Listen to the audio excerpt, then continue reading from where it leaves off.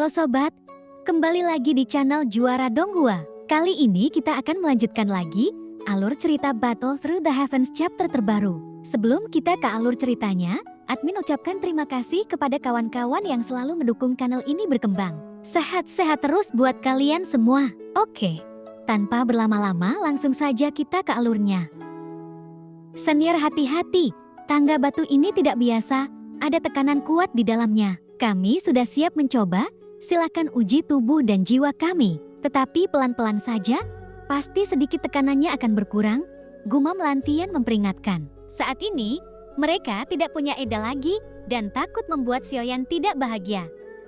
Meskipun mereka berempat bersikap kasar pada Xiaoyan pada awalnya, faktanya, kecuali si bungkuk, yang lainnya tidak membahayakan Xiaoyan, terlepas dari apakah yang dikatakan Lantian itu benar atau salah. Intinya adalah setiap orang kuat punya caranya masing-masing. Ketika Lantian mengungkapkan alasan mengapa dia takut akan hidup dan mati, Xiaoyan tidak lagi berencana membunuh keempat orang itu. Xiaoyan tidak lagi berbicara terlalu banyak kepada mereka berempat, tapi gerakan tubuhnya melangkah menuju tangga batu. Saat Xiaoyan melangkah ke tangga batu dengan kaki pertamanya, tiba-tiba dia merasakan tubuhnya tenggelam. Jiwa semakin terasa kesemutan, seperti yang dikatakan Lantian. Tapi bagi Xiaoyan, rasa sakit seperti ini benar-benar dalam kisaran toleransi. Lalu langkah Xiaoyan tidak langsung berhenti dan mulai menaiki tangga itu. Di luar gerbang kuno, wajah cantik Yuyan sedikit menawan, mengenakan rok panjang yang elegan. Dia biasanya terlihat seperti orang normal dan sulit untuk dilihat. Di balik penampilannya yang halus dan cantik ini, betapa itu bisa membuat orang tergila-gila padanya. Itu semakin membuat kekuatan Xiaoyan menjadi sangat kuat. Tidak buruk, dengan kecerdikannya, Anda seharusnya bisa mengetahui bahwa ini saya bukan. Aku memang punya hubungan dengan Evil Lord saat itu. Hanya saja saya telah berbohong kepadanya dan yang mulia sebelumnya. Dia sepertinya tidak ingat. Mungkinkah dia tidak ingat kehidupan sebelumnya? Yuyan mencubit dagunya yang seperti batu giok. Bulu mata panjangnya bergerak, dan sepertinya setiap gerakan dan ekspresi yang dia lakukan direncanakan dengan matang. Ini adalah perasaan awet muda. Jeti yang Anda inginkan adalah awet muda? Xiaoyan bertanya. Tidak ada yang lain selain kegilaan di mata indah Yuyan. Ada juga keserakahan dan keinginan yang tak terlukiskan, yang bisa dibayangkan betapa gilanya dia. Bahkan Zhu Yang Tianzun pun akan sangat takut padanya. Dia menginginkan Orde Kuno Keabadian dan Iblis yang lengkap, dan itu pun masih belum cukup. Ini diringkas oleh keberuntungan makhluk abadi dan iblis. Bisakah akhirnya dipadatkan dan dipersingkat? Itu juga tergantung pada apakah kehendak makhluk abadi dan iblis bersedia. Orang-orang kuat yang terus muncul itu dikendalikan oleh Yuyan, dan mereka yang terserap oleh Orde Kuno Dewa dan Iblis.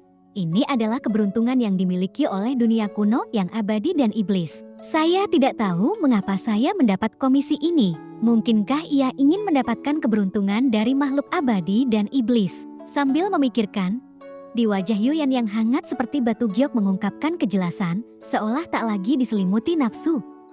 Sebenarnya dia jarang memikirkan masalah secara serius, dan saat ini terdengar suara gemuruh di kejauhan. Yuyan mengangkat kepalanya dan menoleh. Ia berkata, Taisu sebenarnya mengirim seseorang ke sini. Dunia ini bergantung pada pelanggaran aturan, lalu bagaimana mungkin ia masih ada dalam jangka waktu yang lama? Itu sungguh suatu keajaiban.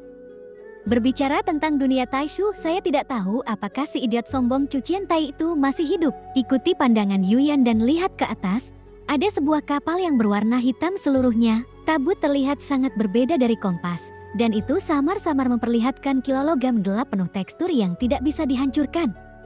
Kami semua memotivasi diri kami sendiri, dan Taisu adalah kebalikan dari Tiangang. Memperbaiki hal-hal eksternal membantu diri sendiri.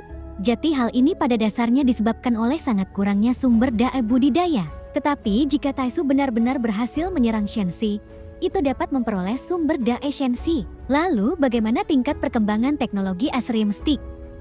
Ditambah dengan sumber daya pelatihan yang luar biasa, saya khawatir 10.000 tahun dari sekarang, akan ada peluang untuk menantang alam Dewa Jutian. Ini terlalu omong kosong. Rencananya sangat besar, jadi kita harus benar-benar serius menanggapi hal ini. Sebelum invasi Shenxi membuat semua persiapan menyerang sub dunia yang tak terhitung jumlahnya, dengan sumber daya cadangan yang gila untuk Shenxi. Ini adalah bencana yang tidak kalah dengan apa yang dihadapi dunia abadi dan iblis kuno sekarang. Mata indah Yuyan menjadi sedikit menyipit. Melihat Tai Su Art yang perlahan mendekat, ia bergumam dalam hatinya. Tetapi ada 9 keberadaan Tai Su ingin menyerang dengan sukses. Ini bukanlah persoalan sederhana. Jika Jiu adalah tuanmu, pada kasus ini, dia bukan dari dunia Shenxi, tapi dari dunia Tai Su. Tidak heran sangat aneh mendengar apa yang mereka katakan sebelumnya. Itu saja, ketika Yuyan mengingat semua yang terjadi di Chaos Meeting sebelumnya, setelah mengkonfirmasi identitas Yuyan, ia memahami semuanya. Identitas keduanya sangat jelas. Tai Su ini untuk Julai. Blu-ray muncul sebelumnya, mungkinkah itu cara mengunci 9 penjuru? Memikirkan hal ini, tiba-tiba senyuman kembali muncul di wajah Yuyan. Saya harap yang dikirim oleh Tai Su cukup kuat. Jika Ruju tidak bisa mengalahkannya maka saya akan bersinar lagi. Itu nanti akan sangat sempurna. Aku hanya tidak tahu apakah dia memiliki kemampuan untuk membawa pergi Tianjunju. Jika Anda bisa mendapatkan pilar Tianjun, kemudian Anda bisa membiarkan keberuntungan datang kepada Anda lagi, yaitu dapat membuat kekuatannya menerobos lagi. Lalu Yuyan segera memalingkan muka dari tabut Tai Su. Yuyan tidak lagi mengikuti mereka karena tidak memiliki tatanan kuno yang abadi dan iblis. Biarpun ia tahu Xiaoyan ada di sini, tetapi dia hanya bisa menunggu di luar gerbang kuno. Apakah Anda ingin mempersulitnya? Kirim orang-orang Tai Su masuk. Yuyan baru saja hendak menutup matanya. Alis Liu tiba-tiba terangkat, laku ide yang lebih baik muncul di benaknya. Saya melihat Yuyan meraih kekosongan, dan beberapa perintah abadi dan iblis kuno terkondensasi di telapak tangannya. Jika Xiaoyan tahu Yuyan sebenarnya dapat membuat tatanan kuno tentang makhluk abadi dan iblis sesuka hati, bukankah itu akan membuatnya marah setengah mati? Yuyan mengangkat tangannya dan melambai. Dia baru saja mengirim orde kuno keabadian dan iblis langsung ke Tai Su Art. Mereka tidak tahu siapa yang mengirimkannya. Sesaat kemudian, beberapa kilatan cahaya keemasan muncul. Yuyan juga mengangkat jarinya dan tiba-tiba menunjuk ke Tai Su Art. Cahaya keemasan langsung menyelimuti, kemudian mengirim para prajurit Tai Su ke alam besar di dalam gerbang kuno. Anak nakal, Anda harus bekerja keras. Saya hanya dapat membantu Anda sejauh ini. Yuyan tersenyum. Mundurlah, tutup saja matamu rapat-rapat. Xiaoyan tidak pernah memperhatikan Yuyan, mungkin mereka sudah lama terbiasa tidak saling memperhatikan. Jika Xiaoyan mengetahui semua yang dilakukan Yuyan, maka ia harus berterima kasih padanya dengan benar. Xiaoyan berusaha naik ribuan tangga batu dan mengambil langkah dengan susah payah. Saat ini, seluruh tubuhnya berkeringat. Cepat atau lambat ia akan mencapai tujuannya. Tangga batu ini cukup bagus. Anda tidak hanya bisa berolahraga, tetapi itu juga bisa melemahkan kekuatan jiwa. Alangkah baiknya jika saya bisa mengambilnya. Jika tampaknya sulit bagi Xiaoyan, tetapi faktanya sekarang ia hampir mencapai puncak. Xiaoyan berbalik dan lihat keempat orang itu lagi. Mereka baru menempuh sepertiga perjalanan. Pelan-pelan saja. Kita tidak akan bisa mempertahankannya jika ini terus berlanjut. Jangan khawatir, meskipun dia kuat, tapi itu mungkin tidak dikenali, dan ayo pelan-pelan dan setidaknya naik dulu. Mereka berempat tampak sedikit malu, kulit mereka berlumuran darah, terengah-engah. Semua orang hampir sama sebelumnya. Lagi pula, butuh banyak waktu untuk mendakinya. Bukan karena mereka lambat, tapi Xiaoyan terlalu cepat.